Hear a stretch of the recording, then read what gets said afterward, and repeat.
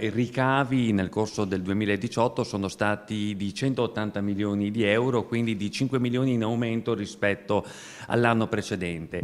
Anche il valore aggiunto, cioè quello che l'azienda riversa poi nel territorio, ha un dato estremamente importante in linea con le annualità precedenti. Sono circa 77 milioni di euro che l'azienda riversa come ricchezza nel territorio. È soddisfatto il presidente del Consiglio di gestione ETRA, Andrea Levorato. Il bilancio 2018 della Multi-Utility, approvato dal Consiglio di sorveglianza, disegna un'azienda che gode di ottima salute.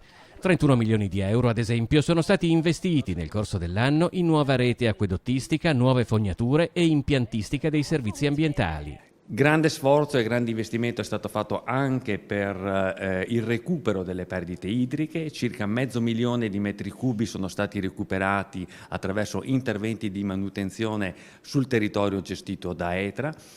Grande risultato anche sul fronte delle energie rinnovabili. Oggi possiamo dire di essere autosufficienti per il 22% del nostro fabbisogno. In termini economici significa circa un 3 milioni di euro di risparmio per la bolletta elettrica. La raccolta differenziata è in aumento e oramai molto vicina a raggiungere quell'obiettivo del 76% che la Regione Veneto ha fissato per il 2020.